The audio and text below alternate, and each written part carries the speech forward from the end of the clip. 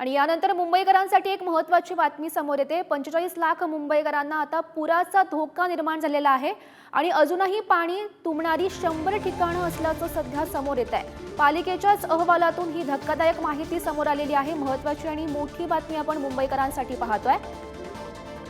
तर 45 लाख मुंबईकरांना आता पुराचा धोका निर्माण झाल्याचं पाहायला मिळतंय। अजूनही पाणी तुंबणारी 100 ठिकाणं असल्याचं समोर आलेलं आहे। आणि या संदर्भात माहिती देत आहेत आमचे प्रतिनिधी धनंजय सध्या आपल्या सोबत आहेत।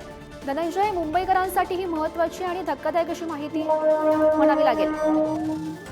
गौरी, आपण जर पाहिलं तर यावेळेस हवामान खात्यानेही मुंबईत सरासरीपेक्षा जास्त पाऊस जो आहे तो बरसणार असल्याची शक्यता जी आहे ती वर्तवलेली आहे। आणि अशातच उपाययोजना ज्या आहेत त्या पालिका असेल किंवा प्रशासनाने सुरू केलेल्या आहेत। मुंबईतील आपण जर पाहिलं तर 45 लाख मुंबईकरांना पुराचा धोका जो आहे तो यंदा संभवणार आहे आणि तसं अहवाल जो आहे तो पालिकेच्याच अहवालातून समोर आलेला आहे। आपण जर पाहिलं तर पालिकेच्या माध्यमातून अनेक उपाययोजना ज्या आहेत त्या केल्या जातात आणि यामध्ये पाणी तुंबणारी जी ठिकाणं आहेत त्यामध्ये 100 ठिकाणं जी आहेत त्या ठिकाणी पाणी तुंबणार आणि तिथे 30 लाख लोकसंख्येपेक्षा जास्त म्हणजे तब्बल 35% सुमारास मुंबईकरांना जे आहे ते पूरप्रवण क्षेत्राजवळ राहत असल्यामुळे हा धोका जो आहे तो निर्माण झालेला आहे।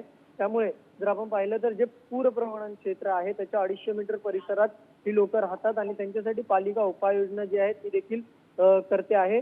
जर आपण पाहिलं तर मुंबई ही 7 बेटांची आहे आणि त्यामध्ये जो मधला भाग आहे जो काय आपण त्याला म्हणू शकतो की समुद्र सपाटीपासून कमी उंचीचा भाग आहे त्या ठिकाणी दरवर्षी मोठ्या प्रमाणात पाणी साठतं गौरी। आणि त्यामुळे मुंबईत अतिवृष्टी झाली की या ठिकाणी सगळ्यात प्रथम पाणी साचतं आणि समुद्रात भरती आल्यानंतर मुंबई शहरातलं पाणी जे आहे ते आतमध्ये समुद्रात पाठवता येत नाही। त्यामुळे मुंबईत जागोजागी अनेक ठिकाणी पाणी भरतं आणि मुंबईकरांना त्याचा त्रास पाहायला मिळतो। त्यामुळे जर नदी असतील, नाले असतील यांच्या जवळ राहणारे ही जी नागरिक आहेत त्यांना या पुराचा धोका जो आहे तो वर्तवण्यात आलेला आहे पालिकेच्या अहवालातून।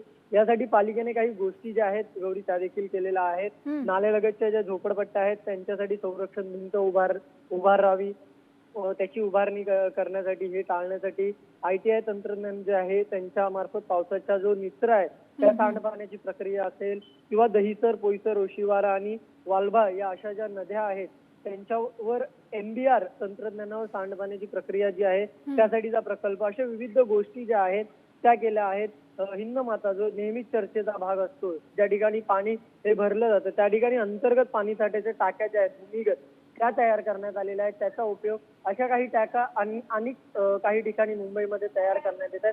त्या मार्फत हा जो आहे पूर कमी करण्याचा किंवा पाणी साठवून न देण्याचा प्रयत्न हा पालिकेचा नक्कीच असणार आहे। मात्र तरी देखील आपण जर पाहिलं तर या अहवालातून नक्कीच धनंजय, सरकारकडून नेमक्या काय उपाययोजना केल्या जातात हे पाहणं सुद्धा महत्त्वाचं ठरणार आहे। धन्यवाद दिलेल्या या सविस्तर माहितीसाठी। महत्त्वाची आणि मोठी बातमी आपण मुंबईकरांसाठी पाहतोय।